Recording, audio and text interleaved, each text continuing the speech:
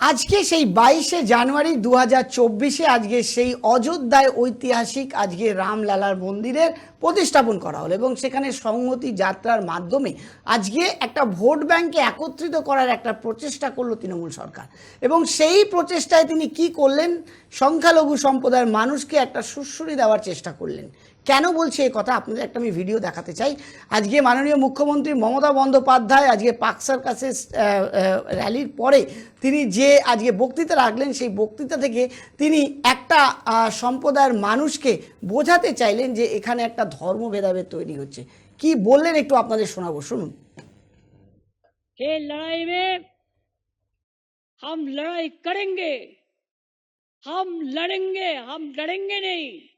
जो काफिर है, जो कापुरुष है, वो डरते हैं, वो मरते हैं।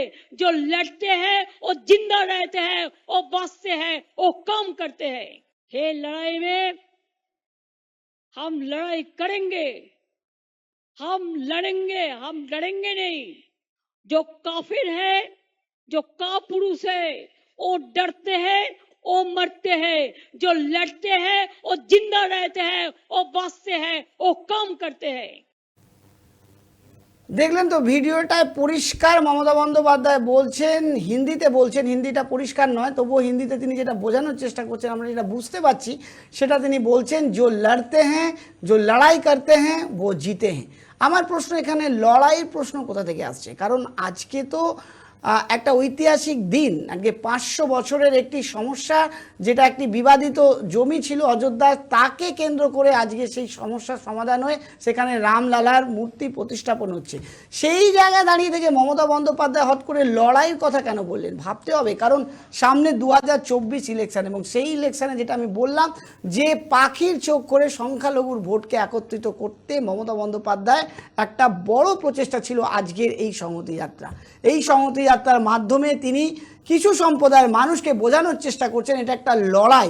কারণ লড়াইটাকে তিনি মানুষের মধ্যে ঢুকিয়ে দিতে চাইছেন যে এটা একটা লড়াই, আপনারা লড়াই অংশগ্রহণ করুন। আর অংশগ্রহণ করতে হলে তৃণমূল সরকার মমতা বন্দ্যোপাধ্যায়কে হাত শক্ত করতে হবে।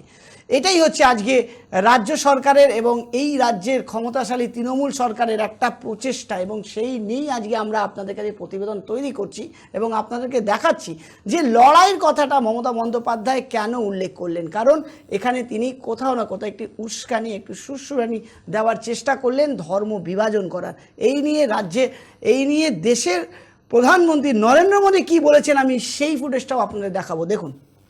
जब कुछ लोग कहते थे कि राम मंदिर बना तो आग लग जाएगी, ऐसे लोग भारत के सामाजिक भाव की पवित्रता को नहीं जान पाए। जब कुछ लोग कहते थे कि राम मंदिर बना तो आग लग जाएगी, ऐसे लोग भारत के सामाजिक भाव की पवित्रता को नहीं जान पाए। শুনলেন তো, দেশের প্রধানমন্ত্রী নরেন্দ্র মোদী তিনি বললেন যে যারা এরকম কথা বলেন তারা দেশের ভাবনাকে বুঝতে পারেন না।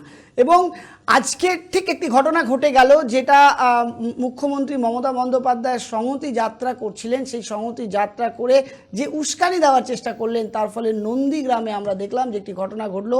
মীর বুবাই আলী নামে এক ব্যক্তি হোয়াটসঅ্যাপে একটা টুইট করে রামকে এবং সীতাকে নিয়ে, রাম ভগবান এবং সীতাকে নিয়ে একটি টুইট করে। তার ফলে একটি আমরা দেখলাম যে একটি হিন্দু মুসলিম একটি ধর্মের একটি হানাহানি একটি পরিবেশ তৈরি হয় এবং প্রতিবাদ তৈরি হয়, যেখানে শান্তশিষ্টভাবে, যেখানে আমরা দেখছিলাম যে আমাদের সমস্ত কিছু চলছিল, সেখানে হঠাৎ করে মীর বুবাই আলী নামে এক ব্যক্তি, সে নাকি তৃণমূলের নেতা এমনটাই দাবি করছেন বিরোধী দলনেতা শুভেন্দু অধিকারী, তিনি বললেন যে তিনি ফেসবুকে সেই ভিডিওটাও দেখালেন এবং বললেন যে তিনি কোনো সম্প্রদায়ের মানুষ নয়, তিনি তৃণমূল নেতা, এবং তিনি যেভাবে মমতা বন্দ্যোপাধ্যায় আজকে যে উস্কানি দেওয়ার চেষ্টা করলেন সেই উস্কানিকে অব্যাহত রাখার জন্য এবং রাজ্যে একটি অশান্তিকর পরিবেশ তৈরি করার জন্য তিনি হোয়াটসঅ্যাপে এই টুইটটা করেছেন। এবং টুইট করে তিনি যে ভাষায় কথা বলেছেন তাতে একটি মানুষের ধর্মের আঘাত করছে, ধর্মের আবেগকে আঘাত করছে। তার ফলে একটা পরিবেশ, একটা চাঞ্চল্যকর পরিবেশ তৈরি এবং আন্দোলনের একটা জায়গা তৈরি হয়। এ নিয়ে শুভেন্দু অধিকারী বিরোধী দলনেতা কি বলেছেন সেই ভিডিও আপনাদের দেখাতে চাইব, দেখুন। আমার নিজের বিধানসভা কেন্দ্র নন্দীগ্রামে, ওখানে ব্যাপক প্রতিবাদ হচ্ছে, আরো হবে। আমি সাবধান করছি ডিজিপি রাজীব কুমারকে, এসব লোককে যদি এক্ষুনি তালা বন্ধ না করেন আপনাদের বিপদ আছে, আমি বলে দিচ্ছি।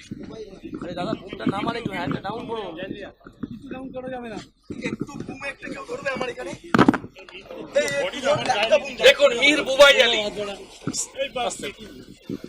এ তৃণমূলের নেতা, civic volunteer. This type of post এ মুসলমান হিসাবে দেয়নি, তৃণমূল হিসাবে দিয়েছে। তৃণমূলের চোখে ভগবান রাম সীতামা, এই this is the actual reflection of their mentality. শুনলেন তো বিরোধী দলনেতা শুভেন্দু অধিকারী তিনি কি বললেন। তিনি বললেন শুধু শুভেন্দু অধিকারী বলছেন না, নন্দীগ্রামের মানুষ বলছে এবং সেখানে একটা ব্যাপক আন্দোলন হচ্ছে এবং সেই আন্দোলনের সূত্রপাত কিন্তু আজকে এই সংহতি যাত্রায় প্রথমে আপনাকে আমরা রাজ্যের মুখ্যমন্ত্রী মমতা বন্দ্যোপাধ্যায় সেই আমি ক্লিপিংটা আপনাদের শুনিয়েছিলাম যে তিনি বললেন যে লড়াই করতে হবে। এই যে লড়াই করা শব্দটা তিনি আজকে উচ্চারণ করলেন, তার পরিপ্রেক্ষিতে এই মীর বুবাই আলী নামক ব্যক্তি লড়াইয়ের একটি প্রতিচ্ছবি তিনি কিন্তু হোয়াটসঅ্যাপে পাঠালেন এবং তারপরেই কিন্তু নন্দীগ্রামে এই অশান্তিকর পরিবেশ তৈরি হয়। এই অশান্তি পুরো রাজ্যে ছড়িয়ে পড়তে পারত, এই অশান্তি কিন্তু আরও তীব্রতা ধারণ করতে পারত। যেখানে একটা শান্তশিষ্ট পরিবেশ ছিল, সেই শান্তশিষ্ট পরিবেশ ভঙ্গ হবার একটা জায়গা তৈরি হচ্ছিল। তাহলে আজকের এই প্রতিবেদন থেকে আমরা আপনাদের কাছে জানতে চাইব কি বলছেন দর্শকেরা। আপনারা যদি আপনাদের কোনো মতামত থাকে তাহলে অবশ্যই আমাদের কমেন্ট করে জানান, আমাদেরকে কমেন্ট বক্সে লিখে জানান। অবশ্যই আপনাদের কমেন্ট আমাদের কাছে খুবই মূল্যবান। আপনাদের কমেন্টের উপরে ভিত্তি করে আমরা আগামী দিনে আমরা এই প্রতিবেদনকে আমরা আপনাদের কাছে নিয়ে আসব। সবাই খুব ভালো থাকুন এবং দেখতে থাকুন 24 আওয়ার্স টিভি। নমস্কার।